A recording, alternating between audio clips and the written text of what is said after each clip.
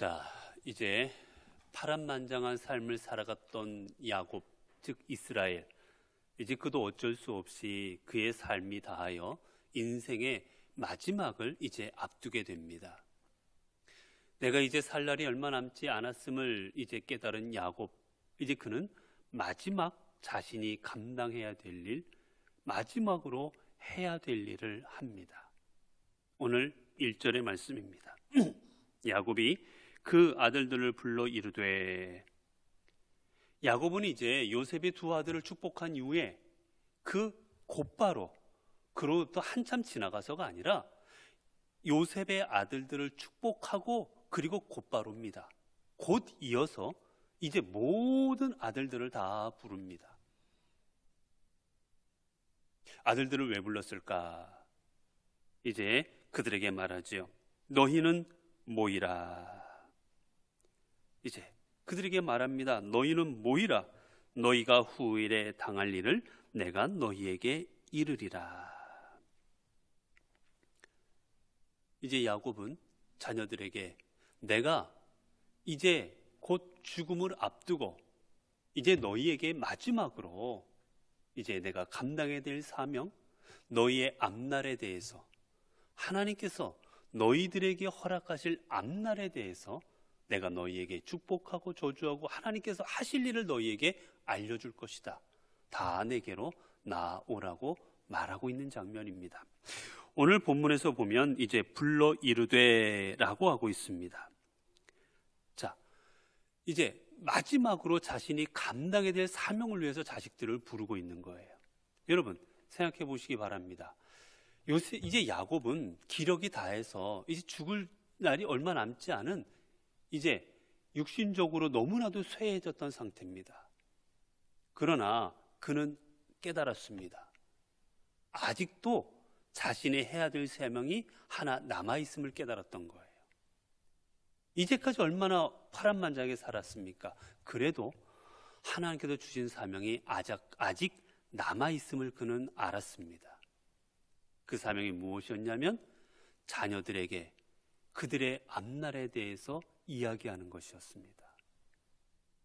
비록 힘은 빠지고 비록 눈도 침침하고 모든 것이 어려운 상황일지라도 그는 자신이 감당해야 될 하나님의 마지막 사명을 감당하고 있는 중인 것입니다. 여러분, 우리가 어떤 일을 할 때 내가 몸이 좋을 때는, 내가 여건이 좋을 때는 뭔가 일을 하려고 해도 할 마음이 생기잖아요. 그러나 내가 몸이 안 좋거나 여건이 안 좋으면 하기가 싫습니다. 여러분, 운동할 때도 주로 다이어트 아니면 헬스, 내가 운동하고자 마음먹었어요. 운동하고자 마음먹었을 때도 똑같습니다. 내가 뭔가 몸이 안 좋으면 오늘은 하지 말아야지, 오늘은 좀 쉬어야지 라는 마음으로 포기해버릴 때가 많아요. 이제 마지막 기력이 다 했기 때문에 이제 죽을 시간 죽을 날 얼마 남지 안겨놓고 야곱, 이제 그는 그냥 편히 쉬고 싶고 이제 알아서 하겠지, 이제 하나님께서 저들을 알아서 인도해 주시겠지라고 내버려 둘 수도 있었겠지만 야곱은 마지막 순간까지 하나님께서 주신 사명을 감당하고 있습니다. 여러분, 그렇습니다. 우리는 때를 얻든지 아니면 내가 어디에 있든지, 내가 비록 육신이 연약해졌든지 육신이 건강하든지 어떤 상황일지라도 그 상황 가운데 허락하신 하나님의 뜻이 있고 사명이 있다면 그 자리에서 하나님의 사명을 감당하고 이루는 것, 그게 우리가 해야 될 일인 겁니다. 좀 더 구체적으로 말하면 여러분, 핑계대지 마시기 바랍니다. 여러분, 우리는 너무나도 핑계대는데 익숙해졌어요. 뭐 하나 하려고 그래도 오늘은 몸이 안 좋고, 뭐 하나 하려고 그래도 오늘은 내가 뭐 딴 거 해야 되고, 우리는 수없는 핑계거리를 가지고 살아갑니다. 그 일이 하나님의 일이든 아니면 내가 세상적으로 감당해야 어떤 일이든지 간에 우리는 늘 핑계거리를 찾아요. 내가 안 하는 거를 합리화시키기 위해서, 공부하는 학생들이 늘 핑계거리를 찾습니다. 오늘은 뭐하고, 오늘은 이래서 공부할 수 없고, 내가 환경이 안 좋고, 내가 뭐 공부하려고 해도 뭐 공부할 뭐가 부족하고, 선생님이 안 도와주고 집이 안, 맨날 핑계. 그 친구는 맨날 공부 안 해요. 가정주부도 남편도 똑같습니다. 핑계대는 사람은 절대로 일을 이룰 수 없습니다. 왜냐? 모든 일에 핑계거리만 찾기 때문이에요. 반면 일을 하는 사람은 핑계거리를 찾는 게 아니라 어떻게 해야 될지 방법을 찾습니다. 일하는 사람은, 일을 정말 잘하는 사람은, 내가 지금 이 일을 감당해야 되는데 내가 육신이 이렇구나. 그러면 내가 육신이 이러니까 어떻게 일을 해야 되겠지? 라고 해서 일할 방법을 찾습니다. 내가 지금 이걸 해야 되는데 깜깜하다. 깜깜하니까 어떻게 일을 할 수 있을까? 깜깜한 중에도 일할 수 있는 방법을 찾아요. 그러나 일하지 않는 사람은 깜깜하니까 못하고, 시간이 없으니까 못하고, 도와주는 사람이 없으니까 못하고, 늘 핑계거리를 찾고 핑계를 대고 일하지 않습니다. 그렇게 우리는, 여러분, 하나님의 사명, 주님께서 주신 일들을 이루어가는 데 있어서 더 이상은 핑계대면 안 됩니다. 내 육신이 무너졌다면 무너진 상황 가운데서 할 수 있는 일을 주님은 맡기십니다. 내 눈이 안 보이면 안 보이는 것을 통해서 할 수 있는 일을 맡기십니다. 하나님은 그 이상을 맡기지 않으세요. 거기까지 맡기십니다. 그러므로 내가 어떤 일을 맡았다면 이 일을 이 상황에서 어떻게 해야 될지를 찾아나가야 됩니다. 그 사람이 믿음의 사람입니다. 오늘 야곱은 하나님의 믿음으로 마지막 순간까지도 하나님의 주신 사명을 핑계대지 않고 이루어 가고 있는 겁니다. 자, 그 다음에 이야기하지요. 너희는 모여 들으라 라고 말합니다. 아들들아, 자, 너희는 모여라. 그리고 들어라 라고 말해요.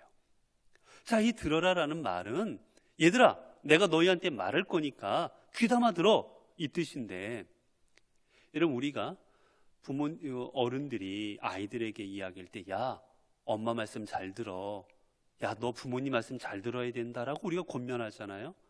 여러분, 그때 부모님 말씀 잘 들으라 할 때, 야, 너 엄마가 말하는 거 잘 듣기만 해라 라는 뜻입니까? 그 잘 들으라는 게?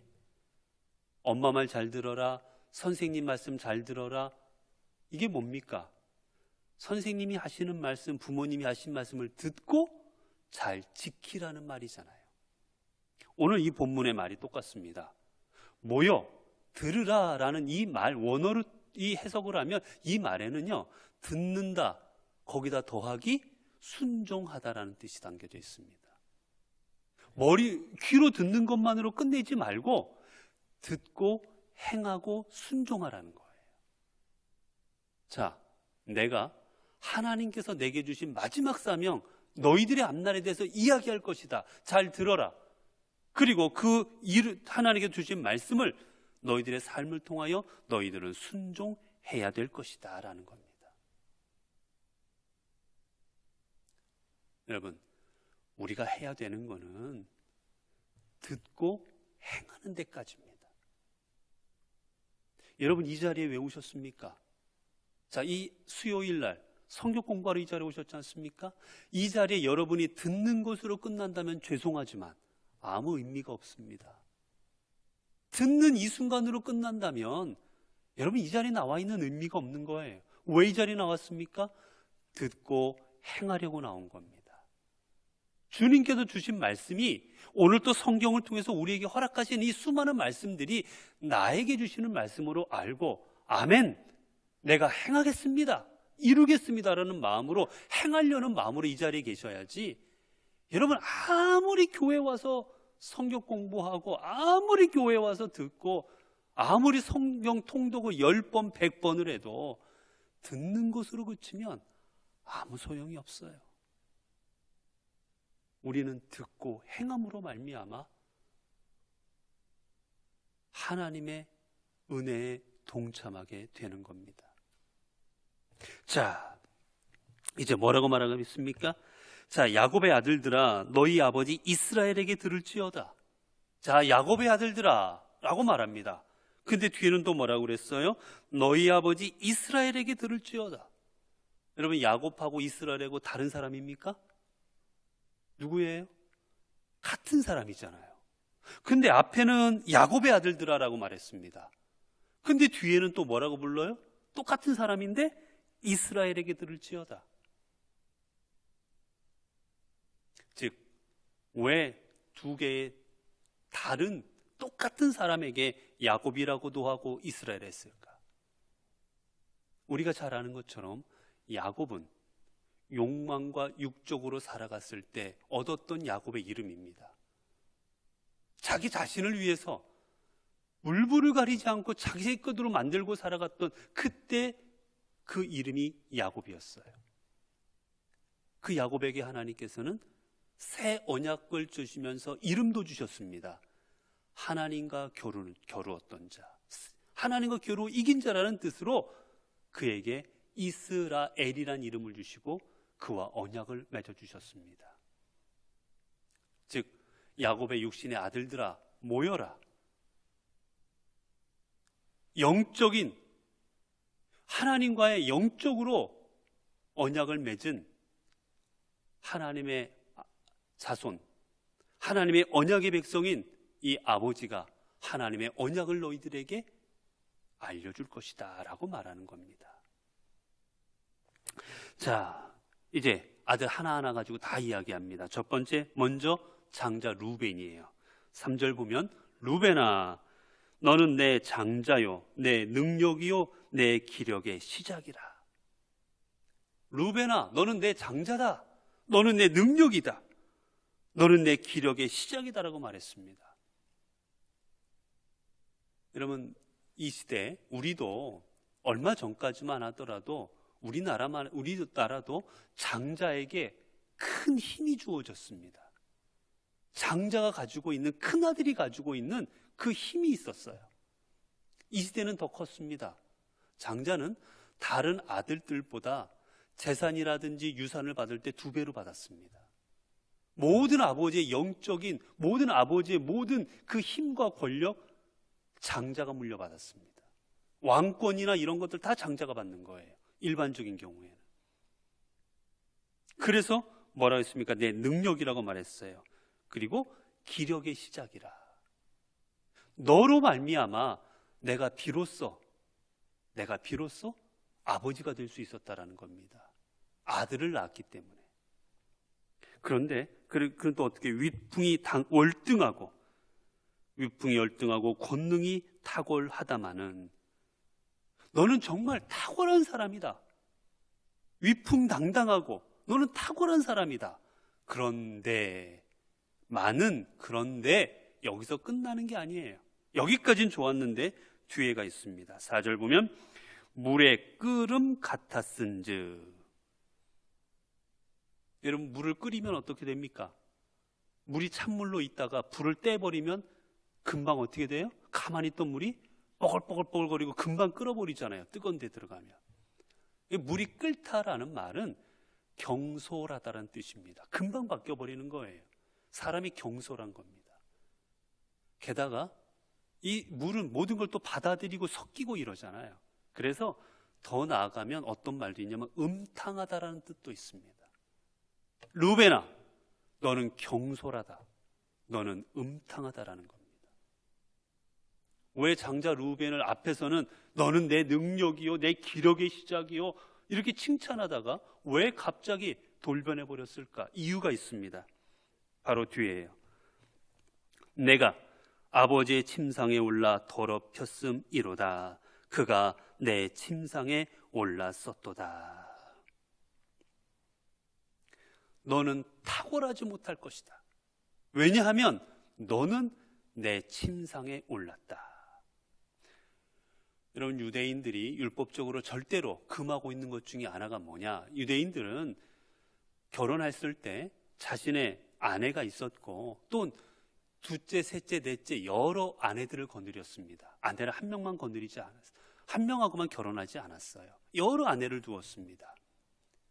근데 그러다 보니까 이 나이가 많이 먹은 아버지가 자꾸 결혼하다 보니 어떤 여자를 얻겠어요?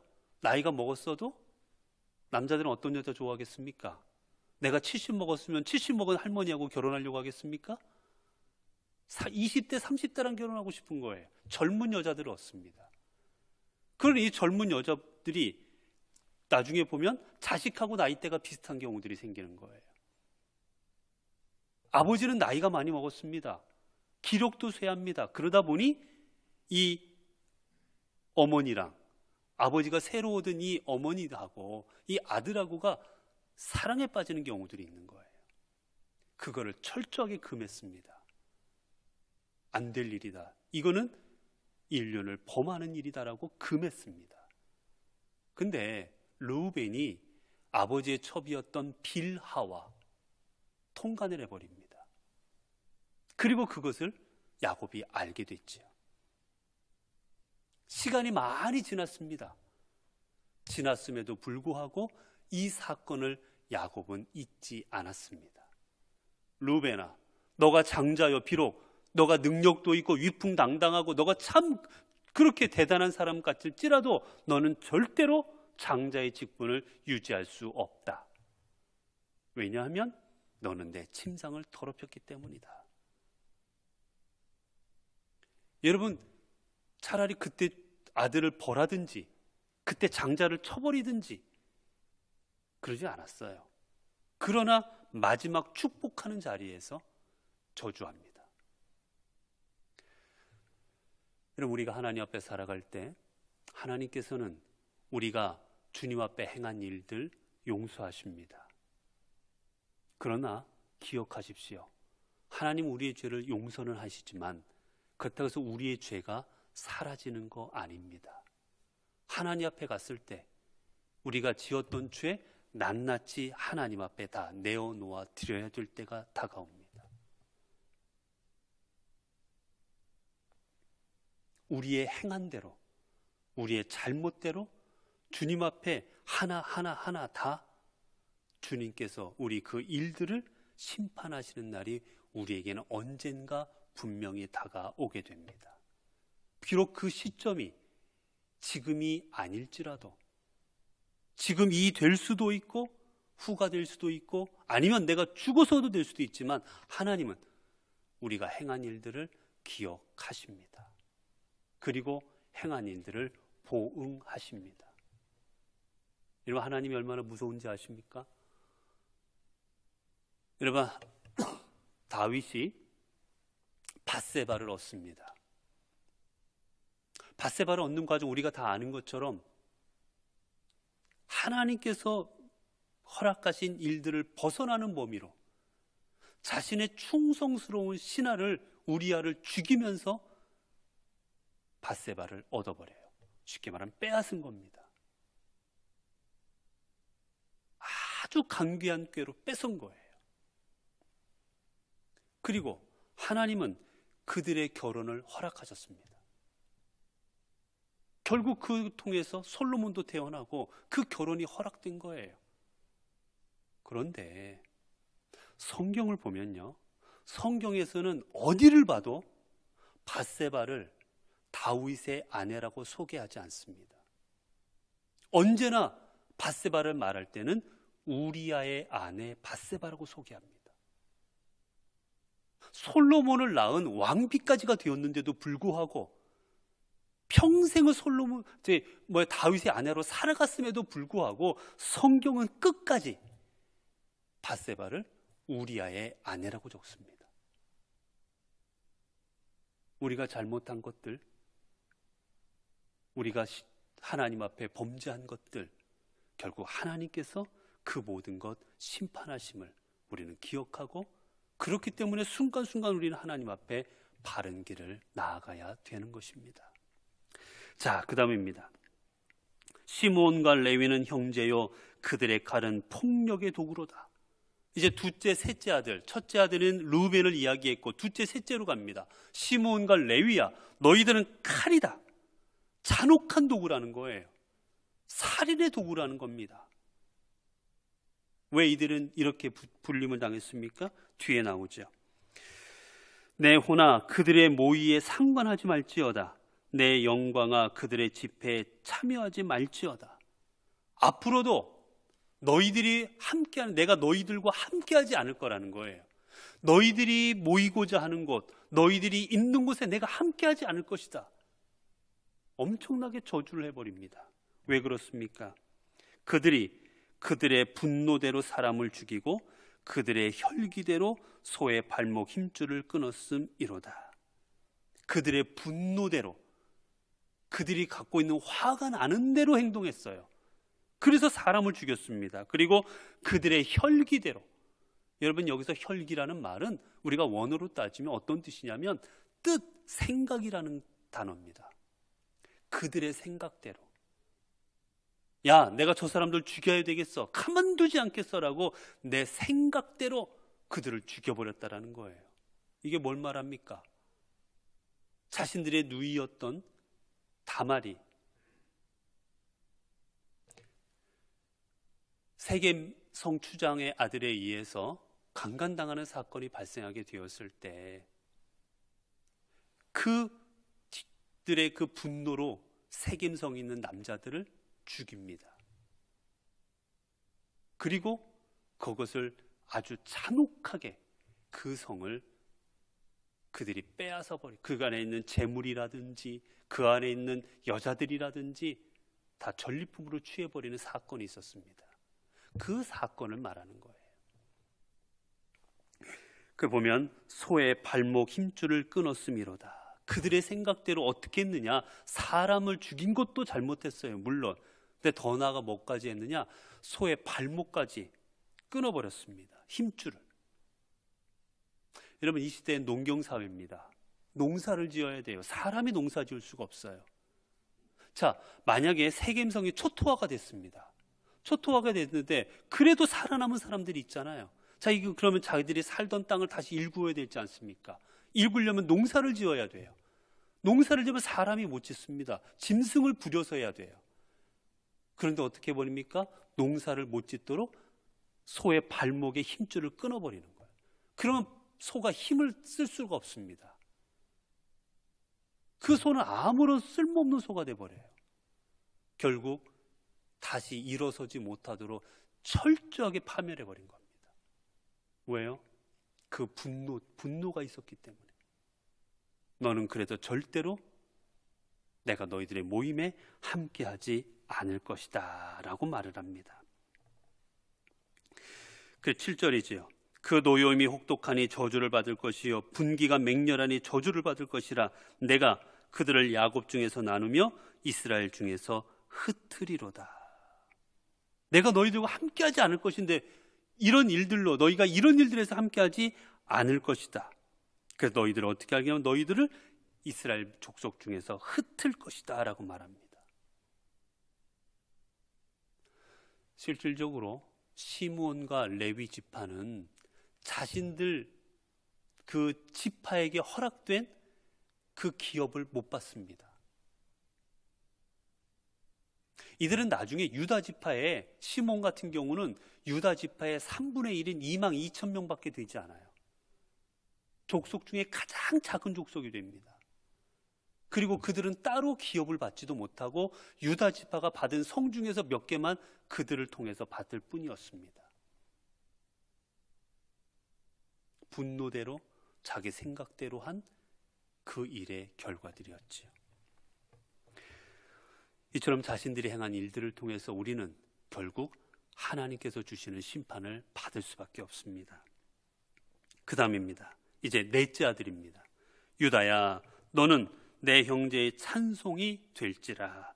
내 손이 왜 원수의 목을 잡을 것이요 내 아버지 아들들이 내 앞에서 절하리로다. 유다를 말합니다. 유다야, 너는 찬송이 될지라. 찬송이라는 말은 칭찬받을 것이다, 그런 뜻입니다. 사람들 앞에 칭송받을 것이다. 너는 사람들 앞에 칭송받는 존재가 될 것이다. 내 손은 내 원수의 목을 잡을 것이다. 여러분, 사람이 목 잡히면 끝나는 거잖아요.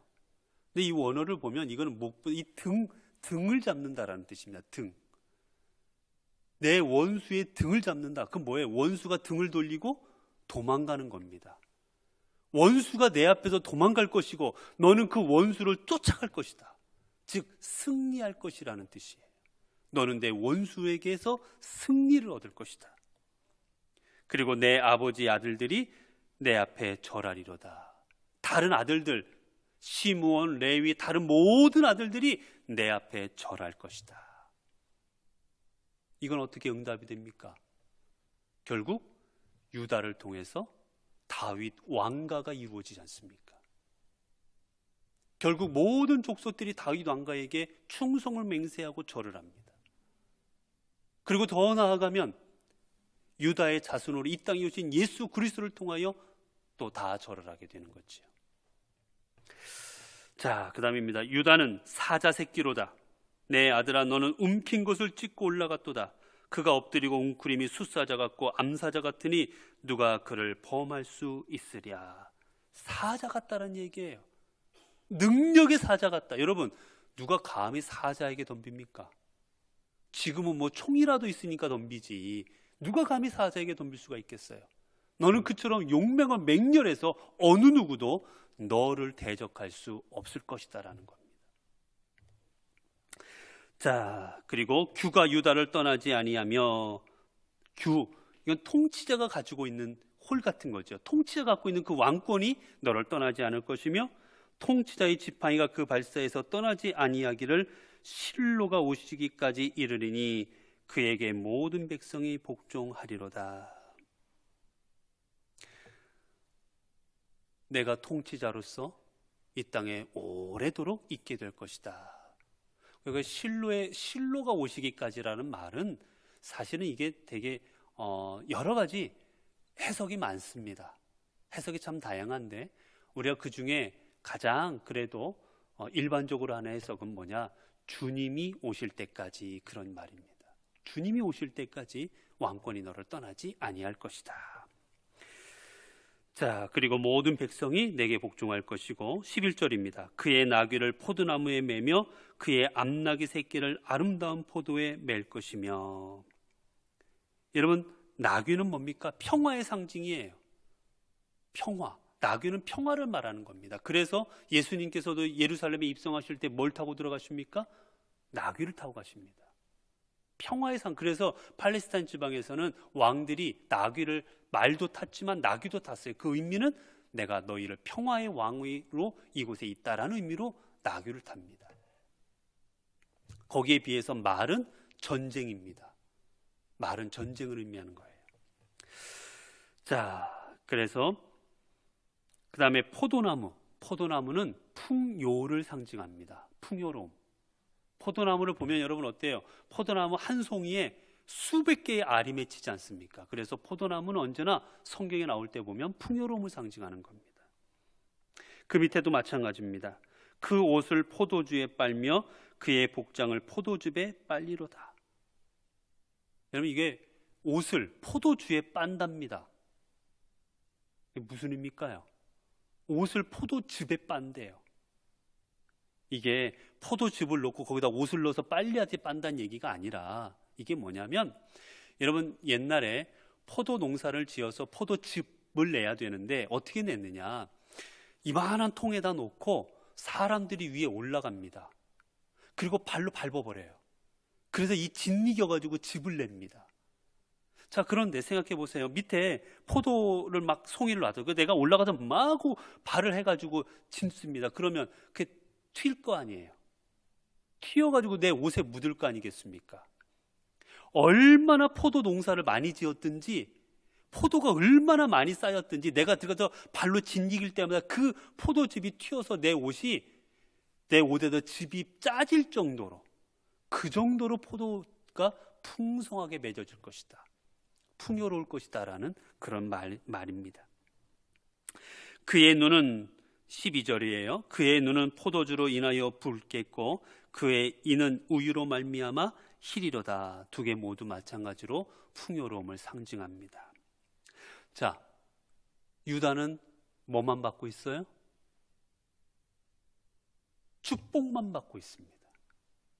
실질적으로 여러분 아시겠지만 실질적으로 이 이스라엘 민족의 그 장자의 그거는 누가 갔습니까? 유다가 가져요. 전쟁할 때도 제일 앞장서고 제일 인구도 많았고 거기서 왕이 나오고 언제나 중심적인 역할을 유다 지파가 갔습니다. 실질적인 장자권이 유다에게 넘어간 거예요. 루벤, 시므온, 레위, 그들이 범했던 죄로 말미암아 그들은 다 장자권을 얻지를 못합니다. 자, 그 다음에요. 스불론은 해변에 거주하리니 그곳은 뱀에는 해변이라 그의 경계가 시돈까지리로다. 계속해서 레아의 그 후손들 이야기하고 이제 계속해서 말하는 겁니다. 스불론에게는 너는 해변에, 여기서 해변이라는 것은요 직접 해변에 거주한다는 건 아니고 해변을 향하여라는 뜻입니다. 해변을 향하여 거주하게 될 것이다 라는 말이에요. 이사갈은 양의 우리 사이에 꿇어 앉은 건강한 나귀로다. 여기서 나귀는 힘을 상징합니다. 여러분, 나귀가 힘이 아주 좋아요. 힘을 상징합니다. 그리고 우직합니다. 시키는 대로 해요. 실제로 이사갈 그 부족, 이 민족 저기는 지파는 힘이 좋았다고 합니다. 건장해도 힘이 좋아요. 그리고 호전적이진 않고 낙천적이에요. 그래서 다른 사람들을 뭐 이렇게 정벌하거나 이런 걸 하지 아니하고 그냥 순응하며 살아가는 게 익숙합니다. 결국 그래서 나중에 보면 다른 지파들에 의해서 주로 피지배계층으로 전락해서 주로 노역하거나 종살이하거나 이런 일들을 실제적으로 감당합니다. 그는 쉴 곳을 보고 좋게 여기며 토지를 보고 아름답게 여기고 어깨를 내려 짐을 메고 압제 아래에서 섬기리로다. 자, 그러면 야곱은 이제 자신의 아들들을 다 불러 모으고 이 아들들에게 자, 너희들의 앞날이 이렇게 될 것이다 라고 그들에게 말해주고 있습니다. 장자권은 원래는 루벤에게 있었지만, 그리고 그 밑에 시몬과 레위가 있었지만 이들은 자신들이 행했던 일들로 말미암아 실질적인 장자권을 얻지를 못합니다. 그리고 그 장자권은 누구에게 넘어갔느냐? 실질적으로 영적인 장자권은 유다에게 넘어갑니다. 유다는 여러분 자신의 동생 요셉을 살리려고 했었고, 나중에는 요셉 앞에 나아가서 이것은 하나님 앞에 우리가 죄를 지었기 때문이라고 자신의 죄를 자백하기도 하고 책임감을 가지고 모든 일을 감당했던 그 유다가 실질적인 장자권을 얻습니다. 여러분, 교회나 우리가 어디 모든 것 목사라고 해서 뭘 당연히 얻는 거 아닙니다. 죄송하지만 장로님이라서 당연히 뭐 얻는 거 아닙니다. 권사님이라서 얻는 거 아니에요. 하나님께서는 목사라고 해서 뭐 권한을 더 주고, 장로님이라서 권한 더 주고, 권사님이라서 더 능력, 절대 그런 분 아니십니다. 유다는 넷째 아들이었지만 그가 하나님 앞에 바르게 나아갈 때 하나님은 그를 영적인 장자로 삼아주셨습니다. 교회도 마찬가지입니다. 교회도 목사라고 해서, 장로님이라고 해서, 권사님이라고 해서 실질적으로 교회의 리더가 아닌 거예요. 하나님의 뜻대로 행할 때, 하나님의 마음에 합한 대로 나아갈 때 하나님께서는 그 사람을 리더로 삼는 것이고, 하나님께서는 그 사람을 통해서 하나님의 뜻을 이루어 가시는 겁니다. 사랑하는 우리 성도 여러분, 하나님께서는 다 주님의 백성으로 삼아주셨습니다. 내가 몇 년 교회 다닌 것, 내가 교회에서 직분이 먼 것, 이런 걸로 여러분의 영광을 삼지 마시기 바랍니다. 하나님께서 주신 사명이 무엇인지를 깨닫고 하나님 앞에 바른 모습으로, 하나님께서 기뻐하시는 모습으로 한순간 한순간 나아가게 될 때 하나님은 여러분을 하나님의 백성으로 인정해 주시고 하나님은 여러분을 통하여 하나님 위대한 역사를 이루어가 주실 것입니다. 기도하겠습니다. 하나님 감사합니다. 오늘도 주님 앞에 나와 오늘 주님이 주시는 말씀을 통하여 오늘도 우리들의 삶을 돌아보게 하여 주신 것 감사합니다. 하나님, 야곱은 인생의 마지막 순간까지도 내가 뭐 이거 해야 되나 라는 마음이 아니라 하나님께서 주신 그 축복과 저주의 사명, 하나님의 사명을 감당하였습니다. 우리들도 내 삶의 자리가 어떤 자리든지 간에 핑계대지 말고 내 자리에서 하나님의 사명을 감당하는 우리 주님의 귀한 성도들 되게 하옵소서. 또한 하나님, 내가 그래도 권사요, 내가 목사요, 내가 집사요, 내가 장로요, 하나님 이런 것으로 하나님 앞에 인정받으려 하지 않게 하옵소서. 하나님께서는 우리의 직분이 아니라 내가 교회 얼마 다녔나 이런 것이 아니라 우리가 주님 앞에 얼마나 합당하게 나아가고 있는지 그것을 보시고 그 사람을 통해 하나님의 뜻을 이루는 줄로 믿습니다. 하나님, 늘 주님 앞에 합한 모습으로 주님을 기쁘시게 하는 삶을 살아가는 저희들 되게 하옵소서. 우리 주 예수 그리스도 이름으로 기도드리옵나이다. 아멘.